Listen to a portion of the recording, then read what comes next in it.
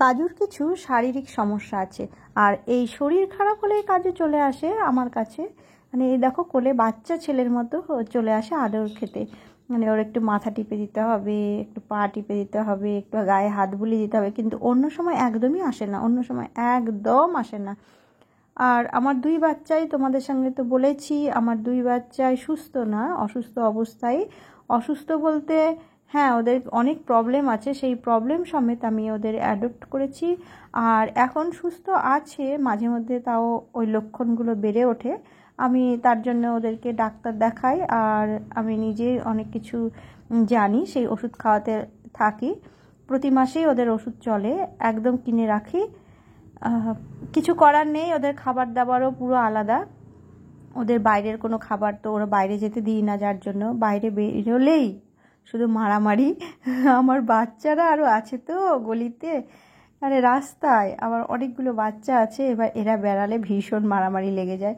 তাই জন্য আমার বাড়িতেই রাখতে হয়। আমার বাড়িতে সব সময় খোলা অবস্থায় থাকে, একতলা দোতলা তিনতলা করে, কোনো ঘর ওদের জন্য আটকে রাখিনি। আর আমার যে বাড়ির আশেপাশে গলি আছে গ্রিল দিয়ে ঘেরা, ওই গলির মধ্যেই থাকে। তো শুধু এটুকুই দেখি যে আমার বাচ্চা দুটো, মানে এরা কাজু ছোটু, যেন সুস্থ থাকে, স্বাভাবিক থাকে, সেই জন্য সব সময় ছেড়ে রাখি। ওদেরকে কখনোই আমি আটকে রাখি না, কোনো ঘরে যেতে বারণ নেই ওদের।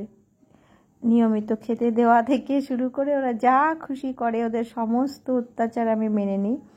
আরও ছিল, আরও আছে, মানে বাইরে কিছু বাচ্চা আছে, আমি এর আগেও অ্যাডপ্ট করেছি। আমার পুরনো ভিডিওতে দেখে হবে যে আমার অনেক বাচ্চা ছিল যারা এখন নেই। আসলে আমি অসুস্থ বাচ্চাদের নিয়ে আসি, তো এটাই একটা ব্যাপার, মনকে শক্ত রাখতে হয়। আমি যখন নিয়ে আসি তখনই ভাবি কি যে আমি এদেরকে দেখাশোনা করি, শেষ জীবনটা এদের একটু ভালো কাটুক না, এইভাবে কিন্তু আমি নিয়ে আসি।